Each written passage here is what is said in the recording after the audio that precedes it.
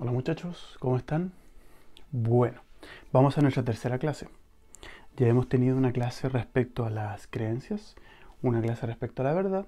Ahora nos corresponde una clase respecto a la tercera condición para definir el conocimiento teórico.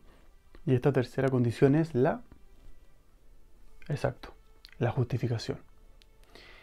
Yo estoy asumiendo, recuerden que ustedes ya leyeron la guía.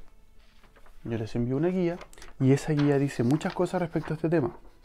Bueno, acá dice la cuarta clase, pero tiene que ver igual con la tercera condición.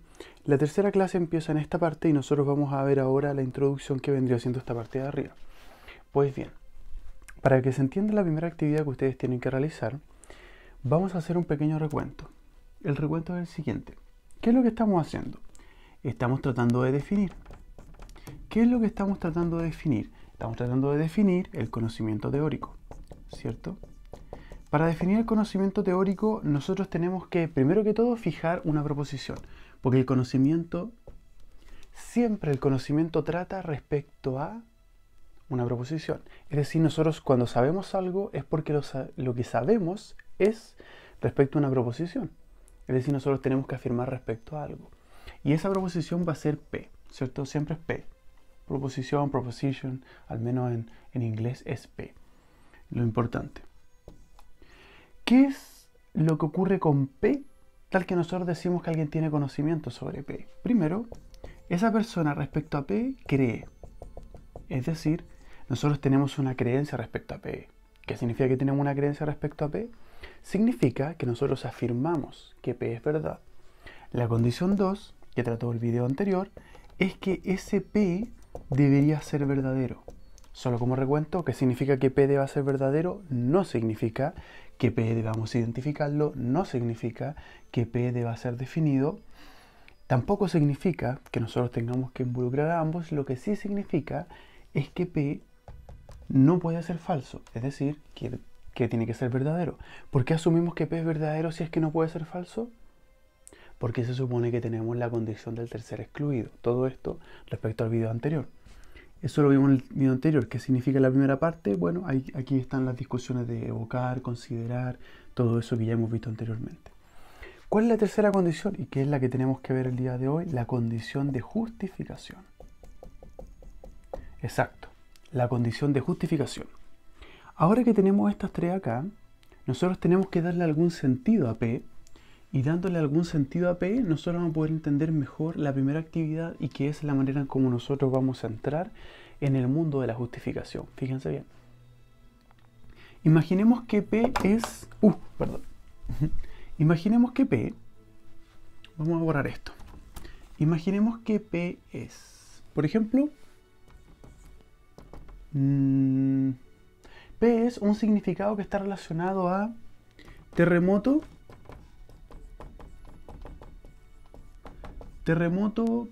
el próximo año. Ustedes me dirán, oye, pero qué raro ese ejemplo. No, la verdad es que este ejemplo es perfecto.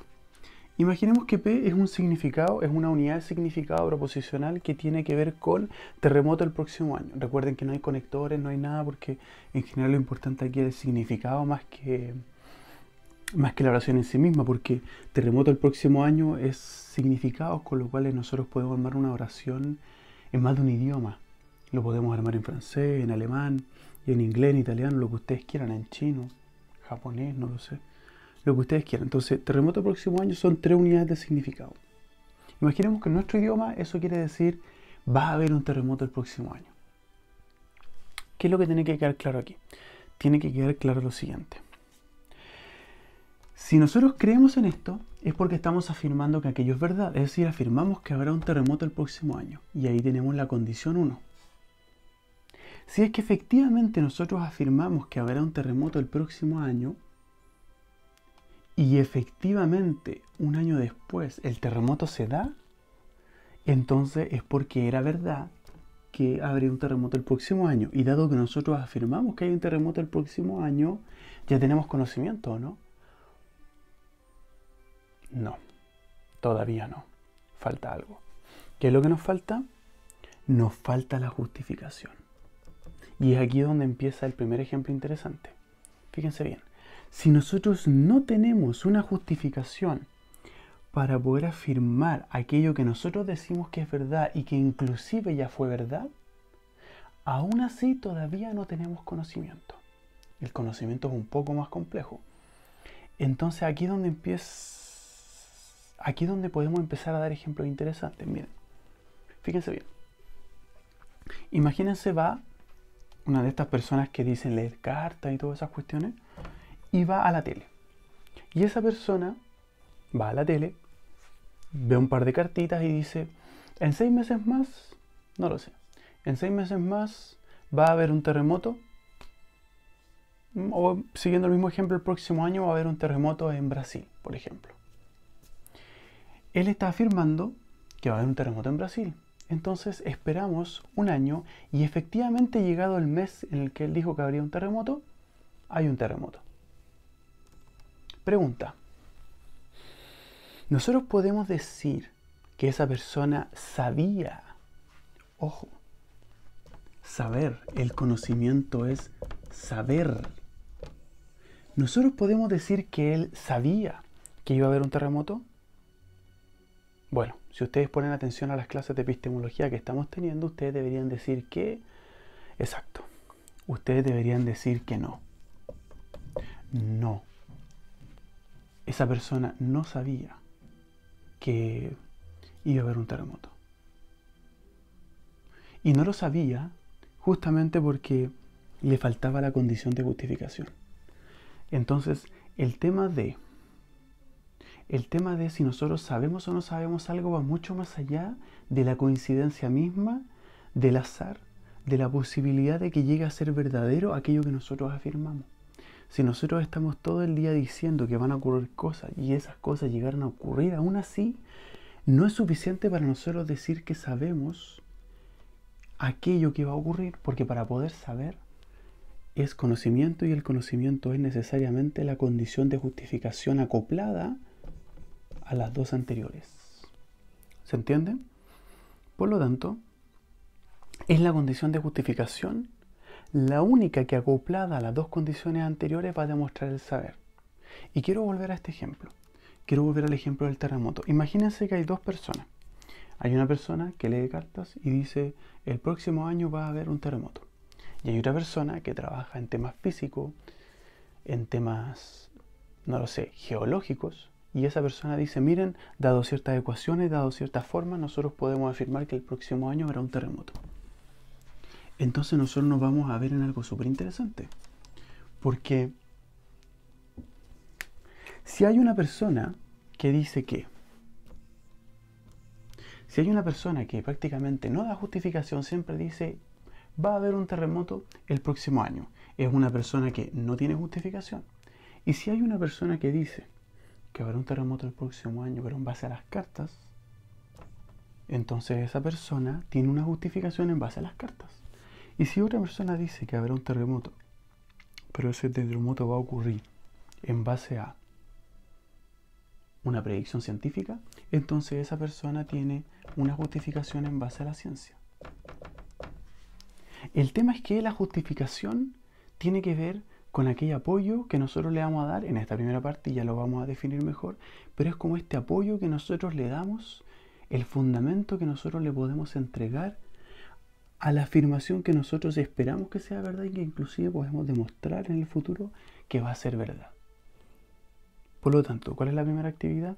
La primera actividad es, ustedes deben proponer distintas creencias, es decir, afirmaciones sobre algo. Esas afirmaciones ustedes pueden proponer que efectivamente fueron ciertas y también pueden proponer justificación, pero deben jugar. Primero deben hacer un ejemplo donde solo se cree, después donde se cree algo que es verdad, después donde se cree algo que es verdad y que además está justificado. Pero después quitan una. Pueden proponer una que cree y que está justificada, pero que no es verdad. Así como una que cree y que es verdad y que no está justificada. E inclusive pueden hablar de algo que es verdad y que está justificado, pero que la gente no cree. Entonces tienen que hacer ejemplos de todos esos tipos, por lo menos un ejemplo de cada uno. Solo aquí, solo aquí, solo aquí, estos dos, los dos de abajo o los dos de los extremos.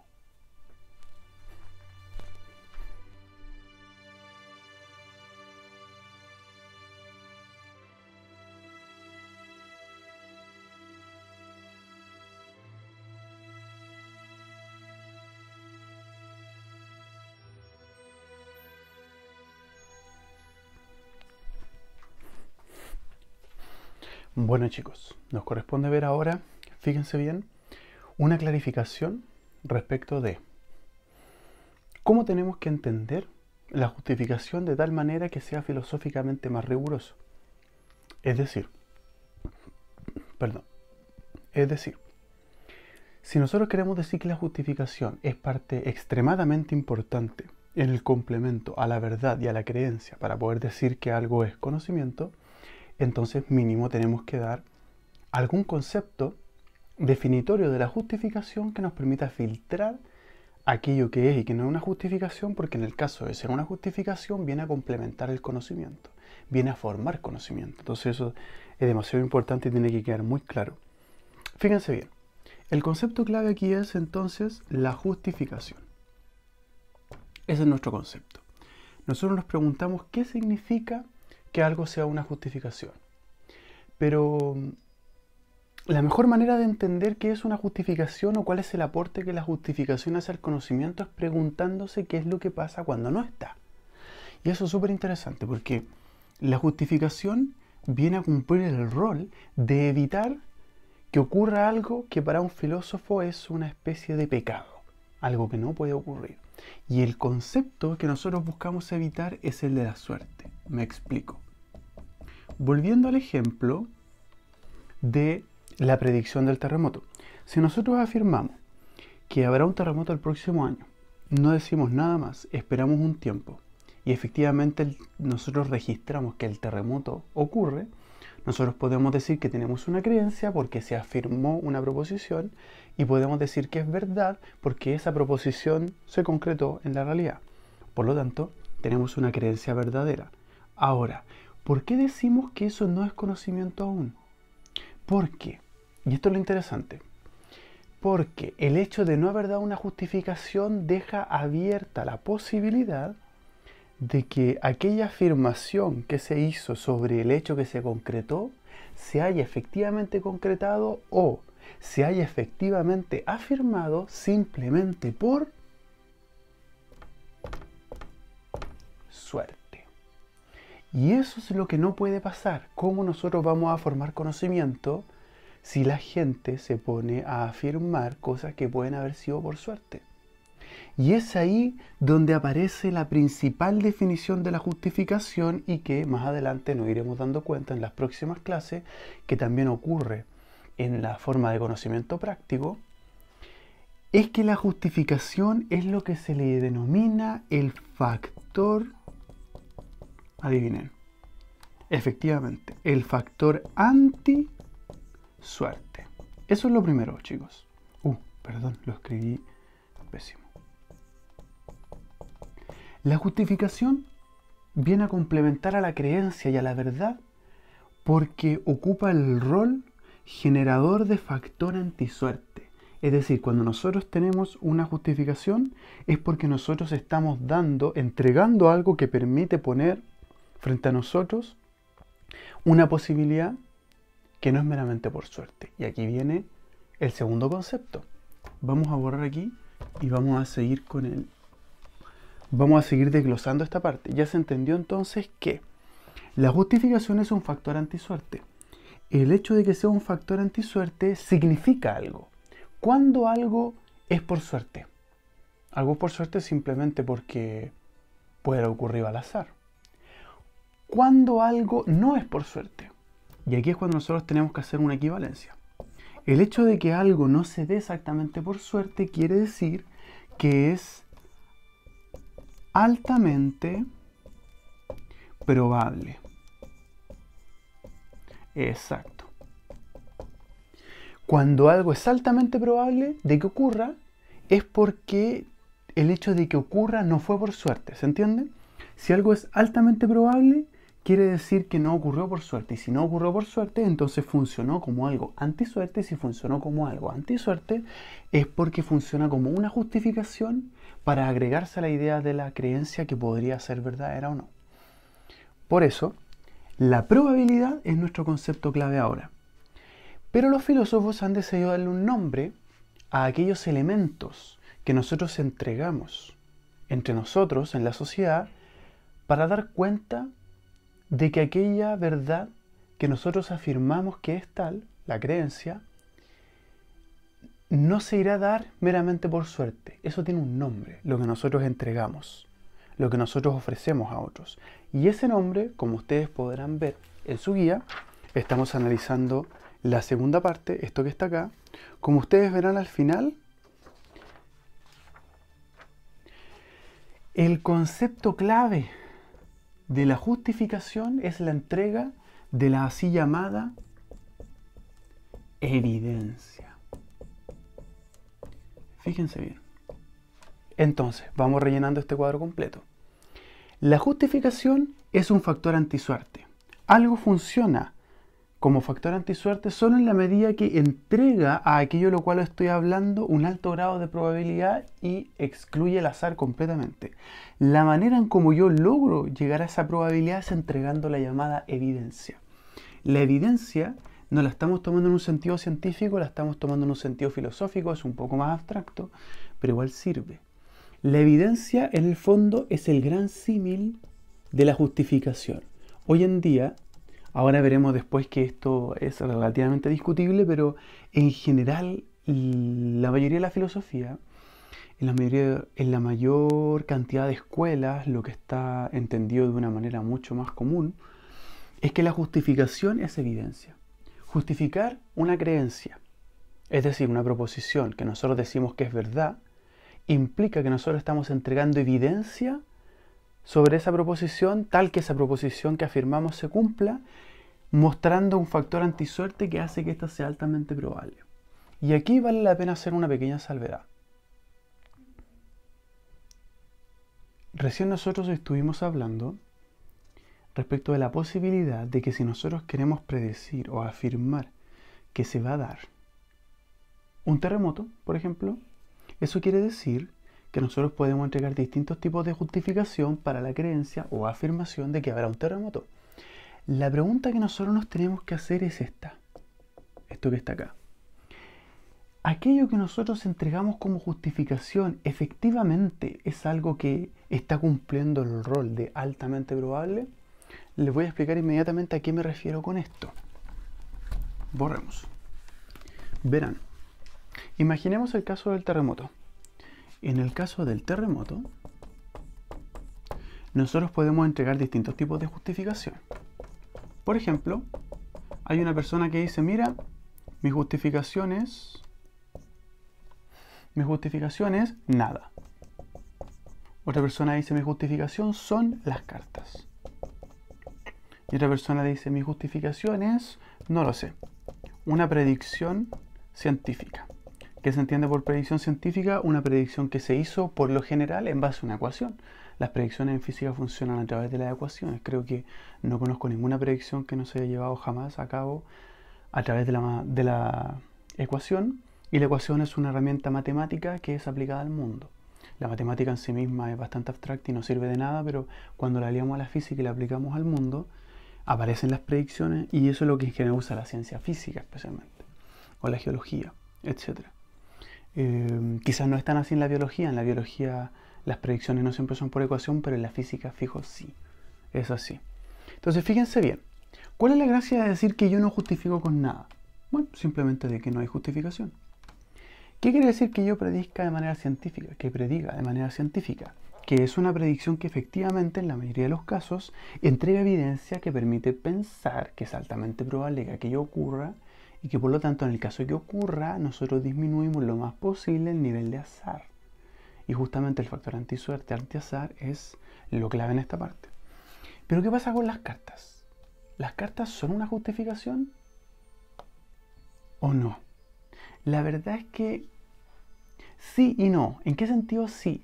Las cartas son un sentido de justificación en el sentido que la gente las trata como si lo fueran. Para muchas personas que yo prediga algo con las cartas efectivamente dice que aquello sobre lo cual yo estoy haciendo la predicción puede ser más probable. Sin embargo, para borrarle esta parte de acá y dejarlo simplemente como algo que no vale, es cosa de ver la estadística. Hay varias personas que ya han hecho este experimento. Han juntado, creo que hay una persona que hizo un trabajo de que juntó más de 1000 predicciones de diferentes personas que que a través de las cartas y otros métodos típicos que salen en los matinales, en los diarios y estas cuestiones, y llegó a la conclusión de que solamente en 2 ocasiones aquella predicción que se hizo fue corroborada en tanto lo que se afirmó. Si yo digo, en 6 meses más un terremoto, efectivamente en 6 meses más ocurrió. Eso nos da una relación bastante interesante, nos da 1 en 500. Ahora ustedes me dirán, ¿la probabilidad 1 en 500 es una probabilidad alta? Si nosotros lo llamamos porcentaje, ¿cuánto sería? Sería 1, 2. No estoy completamente seguro, pero debería ser algo así, ¿o no? 0,002. Imagínense que a eso le agregamos un porcentaje. ¿Eso es un porcentaje alto? No. Definitivamente uno de los porcentajes más bajos que he visto en mucho tiempo. Bajísimo. Entonces acá viene la reflexión respecto a lo que recién hablábamos. Si yo quiero que algo sea justificación para mi creencia, necesito que evite que la suerte pueda aparecer como el factor que me llevó a achuntarle a la afirmación que hice.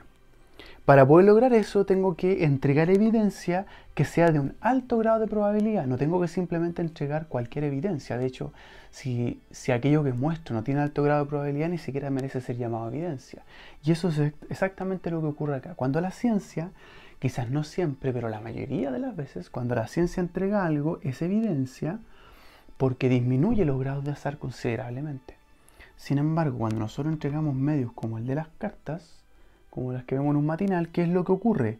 Que claro, en 1 de cada 500, según la vez que se hizo el estudio, se demostró que la achuntaron.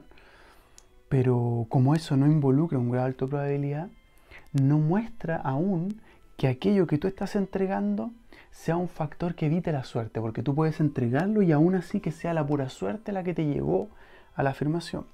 Por lo tanto, debemos simplemente descartarla casi como si no hubieras dado justificación. En el fondo, las cartas no son una justificación porque no tienen apoyo en probabilidad. Y la probabilidad central, imagínense, no sé, aunque la ciencia fuera 80% de probabilidad la que tiene, ya es mucho más alto que un 0,002. Entonces, nada más imaginen. Oh, creo que me equivoqué. No eran 2 ceros, viéndolo bien ahora, creo que es 0,02, no con 2, es solo con un 0. Entonces ya verán, es una probabilidad muy baja. ¿A qué nos lleva esto? A la siguiente actividad que deben hacer. Ustedes ya hicieron una actividad en la que trataron de jugar entre creencia, verdad y justificación, cambiando, sacando, entrando, juntando, en diferentes casos. Entonces lo que tienen que hacer ahora es ir exclusivamente al tema de la justificación y dar ejemplos de cuáles serían como las cartas, es decir, que aparecen ser justificación pero que en realidad no lo son, y cuáles podrían ser en la sociedad para ustedes, o lo que ustedes puedan ver por ahí, ejemplos de justificación.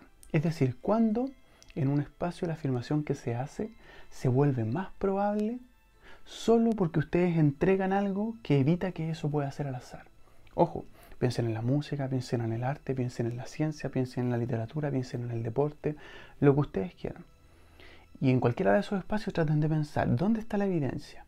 ¿Cuáles son aquellos elementos que yo entrego y que efectivamente hacen altamente probable que aquello a lo cual se presenta como evidencia sea verdadero? Y esa sería la siguiente actividad.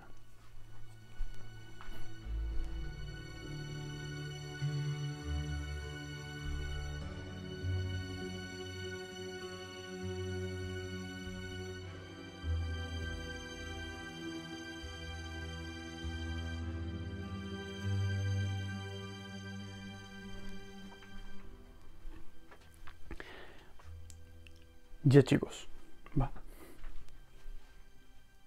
Está bien. Ya chicos, habiendo entendido que la justificación es el complemento necesario para la creencia y la verdad y que dicha justificación se manifiesta como una entrega de evidencia que nos permite aumentar el grado de probabilidad de que sea verdad aquello que afirmamos que es verdad, es decir, que disminuimos los grados de suerte. Entonces ahora nos toca pensar cuáles son los tipos, cuáles son las clasificaciones de evidencias que los filósofos han distinguido durante la historia, y la verdad es que no son muchas. Evidencias, en realidad, casi al 100% de las evidencias que damos todos los días son de un tipo. Eso es lo más increíble. Sin embargo, vamos a distinguir los tres y vamos a dejar el más usual al final. Hay tres tipos de evidencias, como ustedes podrán ver en su guía. Justamente, en el paso entre una guía y otra, ustedes van a distinguir que hay tres dibujitos y esos tres dibujos buscan esquematizar a grandes rasgos las tres principales maneras de generar la evidencia. Vamos a empezar por uno de los tipos de evidencia, en realidad el tipo de evidencia más... no es el más antiguo, pero yo diría el que fue el que llegó a la filosofía de una de las formas más rupturistas, más extrañas, más radicales. No sé si ustedes han escuchado alguna vez hablar de Descartes o Descartes. Bueno, lo vamos a dejar por aquí porque él fue la persona que se dice en general, de manera prototípica, que él fue el que marcó la transición entre la época medieval y la moderna en filosofía, es decir, que dejamos de hablar de Dios y empezamos a hablar más del humano, y dentro del humano, de la sociedad, de la ciencia y de otras cosas. La manera en cómo lo hizo es súper interesante. Él propuso una de las cosas más rupturistas que existe y lo vamos a ver ahora de la siguiente manera. Descartes se imaginó lo siguiente. Descartes estableció algo que se llama por ahí la duda metódica. Fíjense bien. ¿Qué es la duda metódica? La duda metódica es: voy a dudar sistemáticamente, absolutamente de toda la realidad que me rodea, y si hay algo que sobreviva luego de haber dudado de absolutamente todo lo que está a mi alrededor, si algo queda parado, si algo sobrevive, si algo parece ser indubitable, entonces eso debería ser el fundamento de toda mi teoría, de mi realidad, de mi filosofía, de todo. Y eso fue exactamente lo que hizo. Estableció la duda metódica, es decir, la duda como método, la duda sistemática para ir viendo qué pasaba. Para hacerle la historia más corta, ya que el fin de esta clase no es una clase sobre Descartes, pero es importante mencionarlo, él dudó de todo y lo más importante, dudó de los sentidos. Dudó absolutamente de todos los sentidos. ¿Qué pasa si me engañara la vista? ¿Qué pasa si me engañara el olfato? ¿Qué pasa si me engañara el tacto? Luego que se puso a dudar sobre los sentidos, dudó sobre la realidad. Y acá viene algo súper simpático, que para los que habrán visto la película Matrix quizás se acordarán. Descartes fue un pionero, ya que hace mucho más de 1000 años, o no fue hace tanto, bueno, un poco menos de 1000 años, se hizo una pregunta que hasta el día de hoy es muy popular, y es como: ¿qué pasaría si toda la realidad fuera inventada? ¿Qué pasaría si la realidad fuera una ficción, tal como lo muestra la película Matrix? Para los que no la han visto, trata sobre una persona que es conectada a una máquina y entonces él vive la realidad como si lo fuera, pero la persona que ve la película sabe perfectamente que a pesar de que esa persona piensa que vive la realidad, está dentro de una máquina. Entonces, la reflexión de Descartes es un poco esa, y hoy en día hay escuelas que lo han tomado. ¿Qué pasa si la realidad nos engaña?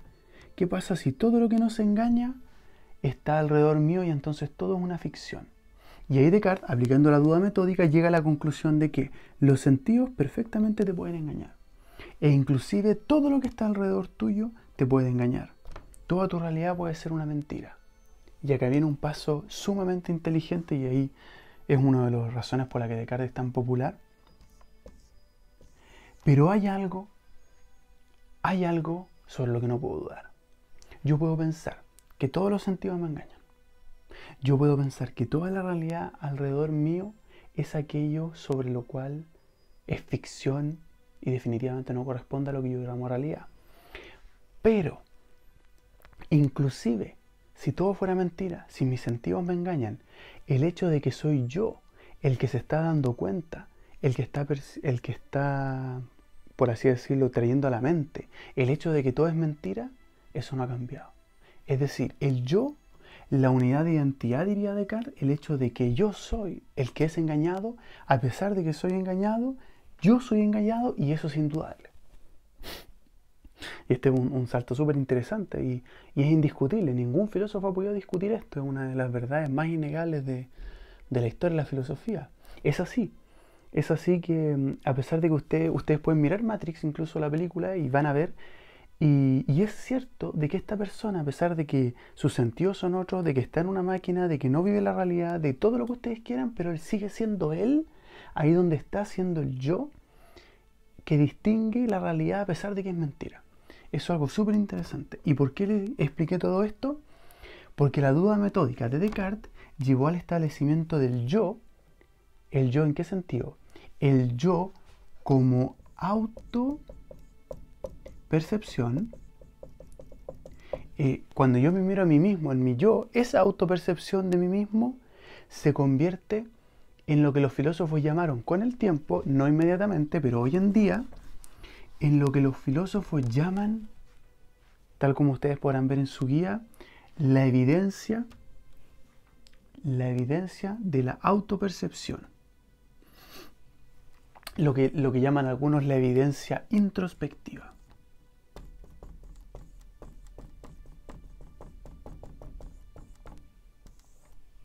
La evidencia introspectiva corresponde a lo que les acabo de explicar. El hecho de que a pesar de que nosotros neguemos toda la realidad y los sentidos y asumamos todo el engaño posible, el hecho del autoperceptivo de que somos nosotros mismos quienes estamos experimentando de alguna manera ese engaño es algo que es indubitable. Y dado que es indubitable, nosotros debemos reconocerlo como una evidencia fundante. Ahora, ¿cuál es el problema? El problema es bastante grande, porque así como nosotros dudamos de todo, es poco lo que afirmamos. La evidencia introspectiva tiene el problema justamente de que la única certeza que nos da es del yo. Es decir, dado que nosotros asumimos que todo nos engaña y que lo único cierto es el yo, entonces lo único cierto es el yo. La evidencia introspectiva solamente sirve como evidencia cuando nosotros estamos hablando del estatus de identidad de una persona. El yo es indubitable.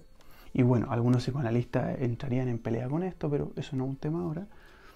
El yo vendría siendo una evidencia indubitable de nosotros mismos, pero de nada más. O sea, el yo, la evidencia introspectiva no sirve para nada más. Para nada más.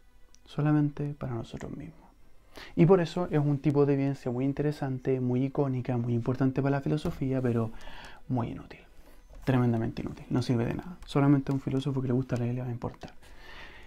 Hay otro tipo de evidencia que sigue siendo muy abstracta, pero que es mucho más útil, y que es lo que nosotros podríamos llamar las evidencias formales. Las evidencias formales son las que desde Kant en adelante se conocen como las evidencias racionales. ¿Y cuáles son las evidencias racionales? Las evidencias racionales, según Kant, son todas aquellas que se llevan a cabo a través de la deducción. Ustedes me dirán, ¿pero de qué está hablando? ¿Qué es la deducción? ¿De qué está hablando? No entiendo nada. Lo van a entender perfectamente ahora. Por ejemplo, si nosotros asumimos la matemática básica, los axiomas básicos de los números naturales, los reales, los que ustedes quieran, y las operaciones básicas, entonces ustedes estarán de acuerdo conmigo en que 2 más 3 es 5. Y estarán de acuerdo conmigo en que 7 es menor a 10. ¿Cierto? Bueno, este tipo de evidencia, la evidencia formal, la evidencia racional, es lo que algunos llaman la capacidad que tenemos de deducir información a través de axiomas. Si nosotros asumimos los axiomas numéricos, entonces podemos sacar cosas como obvias. Es decir, imagínense, yo voy donde ustedes y les digo, oye, hazme un favor, anda a la sala de al lado, verifica que hayan por lo menos 20 sillas, y ustedes van para el lado, se ponen a cortar y cuentan 27. 27 sillas. Ustedes vuelven y me dicen, sí, hay sillas suficientes. Y yo les pregunto, ¿cómo supieron que habían sillas suficientes si yo mencioné 20 y tú contaste 27? Y tú miras, pero obvio, si 27 es mayor a 20. Ah, y no te diste ni cuenta de que lo que estabas haciendo era ocupar una evidencia formal racional. Es decir, la propiedad de que 27 es mayor a 20 y que por tanto 20 es suficiente. Lo que hiciste fue, sin darte cuenta, generar una afirmación nueva. 27 es como el número correcto de sillas, dado que pidieron 20 y 27 es mayor a 20. Y esa sería como la justificación formal que se usó.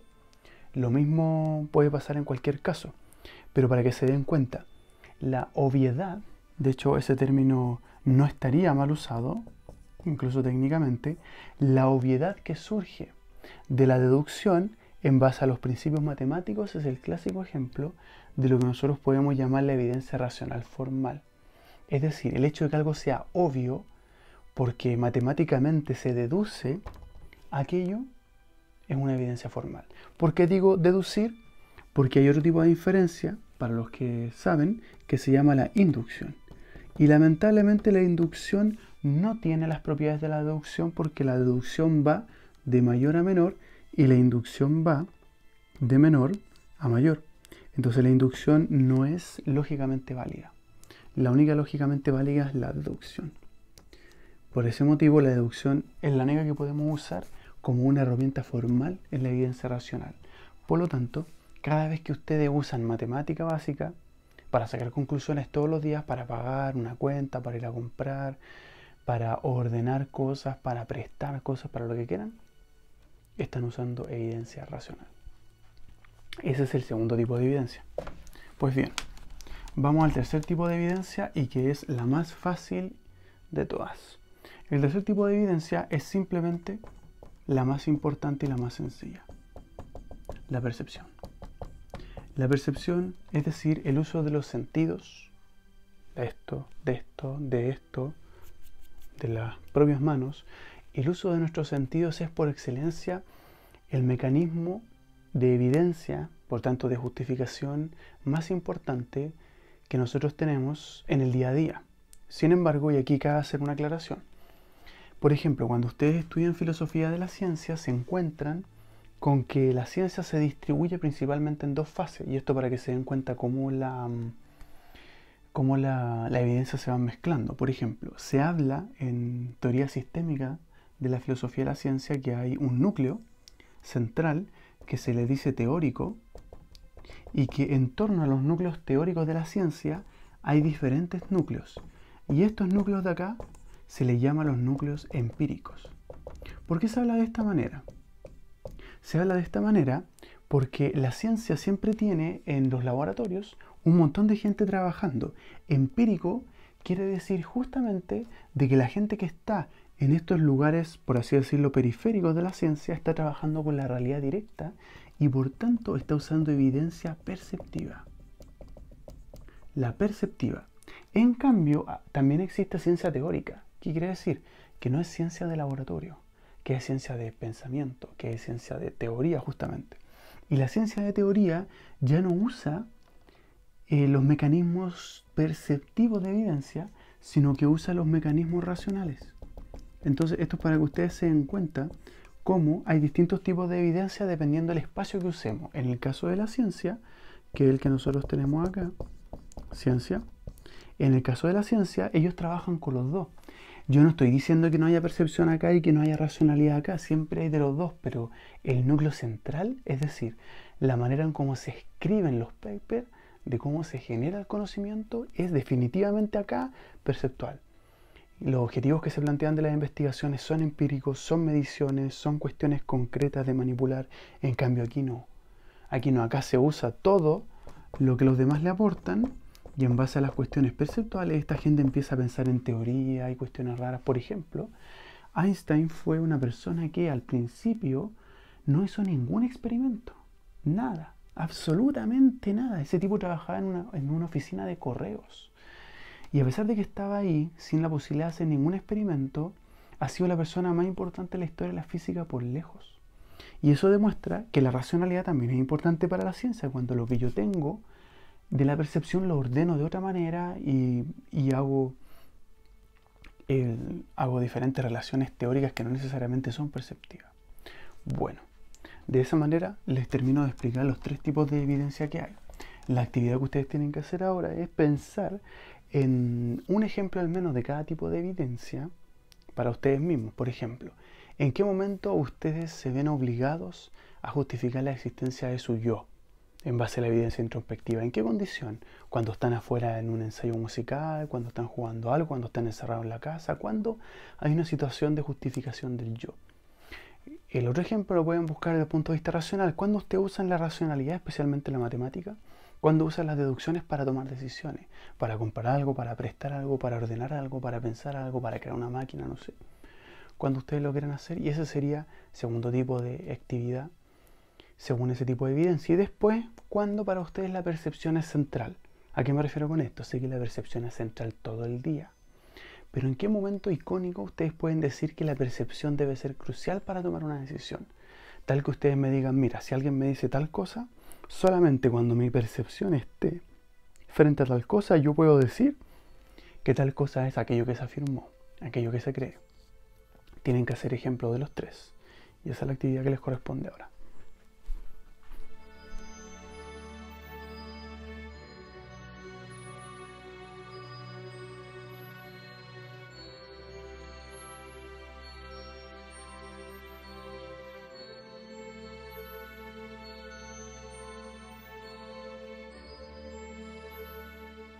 Ya chicos, vamos a una nueva parte en la explicación de la justificación.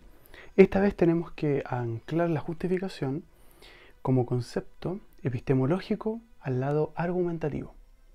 El lado argumentativo de la epistemología es, en mi opinión, el lado más importante, porque en el fondo la manera en cómo estructuramos nuestro lenguaje para debatir, para tomar decisiones, es lejos lo más importante.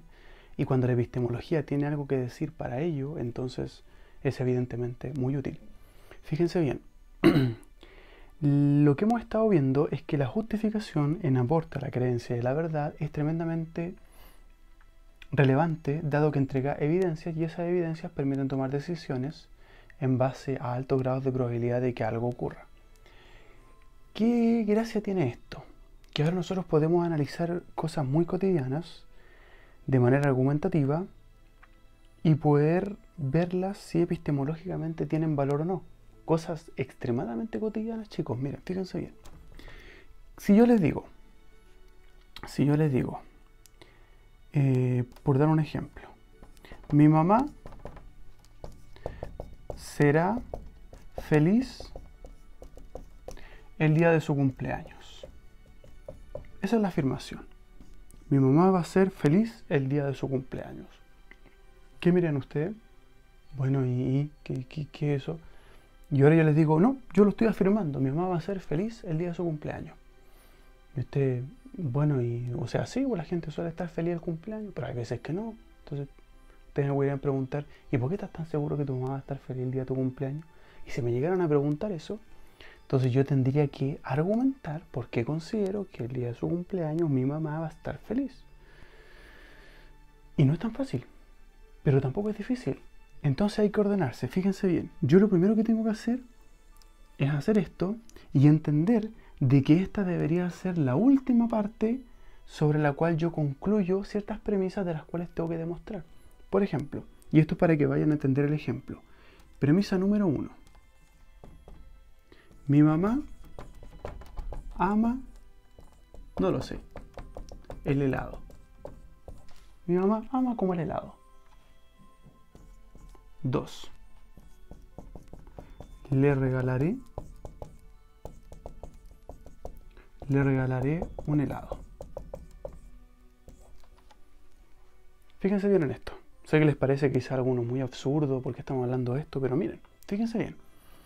Dado la premisa de que mi mamá ama el helado, junto a la premisa de le regalaré un helado, bueno, el día de su cumpleaños, obviamente, le regalaré un helado el día de su cumpleaños, se puede deducir, se puede extraer, se puede inferir el hecho de que mamá será feliz el día de su cumpleaños. Fíjense bien. Este ama se puede traducir como ser feliz. Si ese ama se traduce en ser feliz, entonces mamá es feliz con helado y yo le daré helado, por lo tanto mamá será feliz. ¿Se entiende la lógica? Esto que ustedes están viendo acá es lo mismo que ustedes tienen en la guía. Lo que tienen acá, de esta manera, es exactamente lo que estamos viendo ahora, solamente que explicado de otra manera. Lo que nosotros tenemos acá es una manera argumentativa de entender las justificaciones. Y quiero que quede bien claro porque ahora ustedes tienen que hacer ejemplos. Esta es una actividad de las más cortitas de explicar. Fíjense bien, lo vamos a ver de otra manera. Hay otra manera de verlo. Lo que ustedes tienen en la guía es esto. P implica Q, ¿cierto? Eso es lo que ustedes tienen en la guía. Nosotros si rellenamos P y Q con ciertas cosas que para nosotros son importantes, como el ejemplo de recién, lo van a entender mejor. Por ejemplo,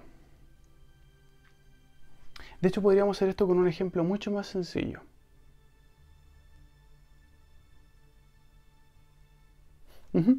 Por ejemplo, ¿qué es P? P lo podríamos decir en este caso como lo siguiente. Vamos a hacer primero la inferencia para que estoy pensando para que ustedes puedan entender el ejemplo bien rápidamente.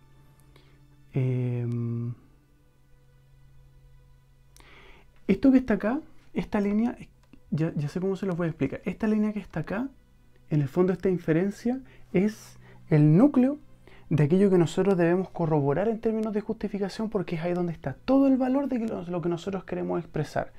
Fíjense bien. Si yo escribo, si mi mamá come helado, entonces mi mamá será feliz, por dar un ejemplo, esa sería la inferencia.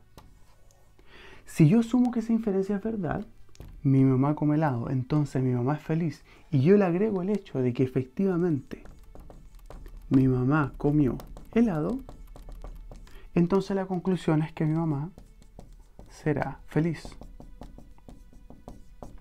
Necesito que no se enreden. Esto la verdad es que es demasiado sencillo. Si vienen a ver acá, esta es la estructura general, también la tienen en su guía, la pueden ir mirando. Nosotros tenemos una inferencia, esa inferencia tiene dos elementos y esos mismos elementos son los que aparecen así. ¿Por qué?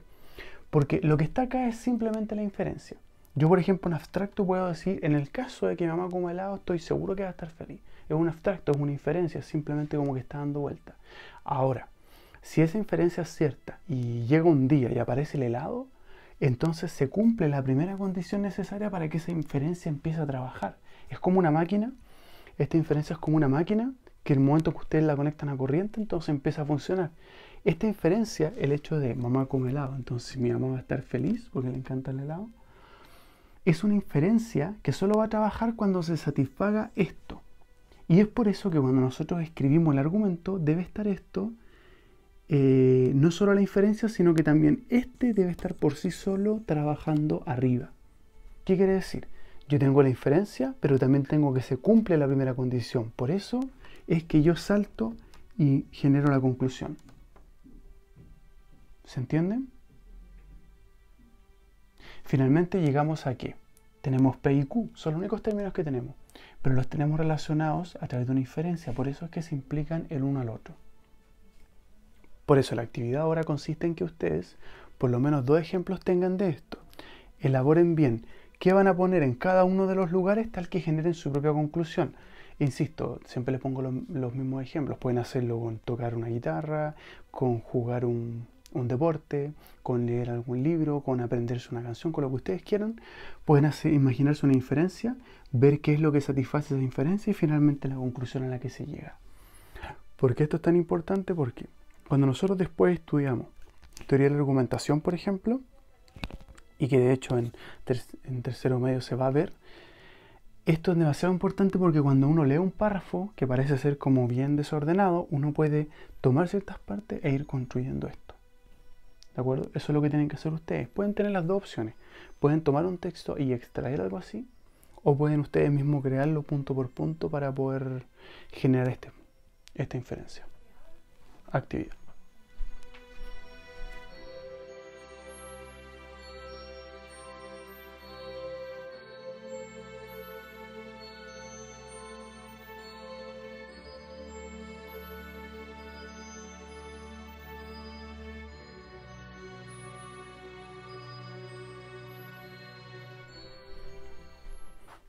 Ya, vamos entonces a la última parte de nuestra clase sobre justificación. Esta última parte es la parte más estrictamente filosófica. Las partes anteriores han tenido actividad y han sido cosas en las que uno puede ir aplicando distintos puntos. Lo de ahora no es tan así. Cuando uno llega a la discusión de principios, es decir, de los fundamentos racionales que tiene una propuesta, es la parte, a mi parecer, más filosófica. Ahí es difícil poner ejemplos, es difícil, es como lo que pasó con la condición de verdad, que es difícil decir específicamente a qué nos referimos. La filosofía está muy metida en esas cosas. Y lo que viene ahora es una distinción bien interesante porque los filósofos, a pesar de que están muy de acuerdo, extremadamente de acuerdo en que la justificación debe ir, es importante, involucra probabilidad, involucra evidencia, a pesar de que todo eso está listo, ellos también se hacen preguntas respecto de cuál es el estatuto de validación de las evidencias. Es decir, la evidencia es un concepto central. Imposible negarlo. Y escuchen bien, imposible negarlo. Pero a pesar de que la evidencia tiene un valor fundamental, los filósofos se hacen otra pregunta. ¿La evidencia tiene valor en sí mismo? ¿O la evidencia adquiere su valor de otra parte? Y esto es muy cortito, con esto voy a cerrar, es muy cortito, pero solo quiero que les quede claro. Si nosotros dijéramos que la evidencia en sí misma es lo que tiene valor, estamos restringiendo el conocimiento al ámbito humano, el conocimiento teórico al menos. Lo estamos restringiendo al ámbito humano porque la evidencia involucra mecanismos lingüísticos a través de los cuales ésta se expresa. ¿De acuerdo? Entonces, para los que piensen que la evidencia en sí misma, en su valor lingüístico y como nosotros lo expresamos, es sí o sí el valor en sí mismo más grande de la justificación, esas personas son llamados los evidencialistas. Los evidencialistas. Y esa es una postura filosófica en torno a la justificación. Sin embargo, hay personas que piensan que no es la evidencia en sí misma, sino que es la capacidad que tenemos de generar tales tipos de evidencias lo importante. Es decir, esta es la opción 1, pensar que la evidencia va consigo mismo. Y esta es la opción 2, pensar que la evidencia surge desde la capacidad misma de crearlo. Y en este caso es súper interesante porque es una versión distinta. Si ustedes lo piensan bien, los bebés tienen capacidades muy parecidas a las nuestras, pese a que no las han desarrollado. Los animales muchas veces tienen, como mamíferos, algunos perros, por ejemplo, algunos gatos, capacidades muy parecidas a las de nosotros, pero sin lenguaje. A pesar de eso, coordinan sus acciones en espacios concretos con resultados cada vez más sorprendentes, incluso a la luz de la ciencia. Algunos han llegado a decir que la diferencia entre nosotros y los perros es mínima. Y es justamente porque es el lenguaje el que nos hace tan especiales. Sea lo que sea que entendamos como lenguaje, pero lo usamos, construimos el mundo y es como muy distintivo. Sin embargo, la capacidad que está detrás del lenguaje no es tan increíble. Hay ciertos desarrollos encefálicos, pero tampoco eso está tan claro. Por eso, la capacidad que tenemos de generar experiencias que luego podrían o no desempeñarse como evidencias, si nosotros decimos que eso es lo más importante, entonces somos confiabilistas. Los confiabilistas piensan de que los niños y los animales también pueden conocer teóricamente, y eso es súper importante. La lucha que nosotros tenemos entre estas dos posturas filosóficas en torno a la justificación es básicamente una lucha respecto de si incluimos o no incluimos o qué tanto abarcamos cuando hablamos de quienes poseen el conocimiento teórico. ¿De acuerdo? Si nosotros estamos por el lado de los confiabilistas, estamos diciendo que es la capacidad lo más importante y que la evidencia, obvio que es fundamental, pero quizás solo para el caso humano. En cambio, el evidencialista niega absolutamente que la capacidad sea lo central y dice que la evidencia en sí misma tiene el valor y por tanto si no eres capaz de manifestar, compartir, expresar tu evidencia, entonces no, por lo tanto no tiene justificación y por tanto no puede haber conocimiento teórico. En el fondo eso es. Este es el resumen. Estas son las dos grandes posturas que hay en torno a la evidencia. Pueden leerlo con más detalle en la guía. Estoy nada más comentándole lo que corresponde a la última parte, como pueden ver ahí. En el fondo lo puse con otros nombres, pero es lo mismo. Cuando hablamos de la evidencia, hablamos del internalismo. Y hablamos del internalismo porque la evidencia siempre es interna a uno. Y en el confiabilista hablamos del externalismo porque hacemos evaluaciones que van más allá de lo que está interior del sujeto, sino de lo que vemos. Confiabilismo externalista, evidencialismo internalista. Esa es la gran distinción que tienen que tener claro. Por el punto de ahora no hay actividad, ya que como esta es una reflexión teórica, es solo para entrar en materia.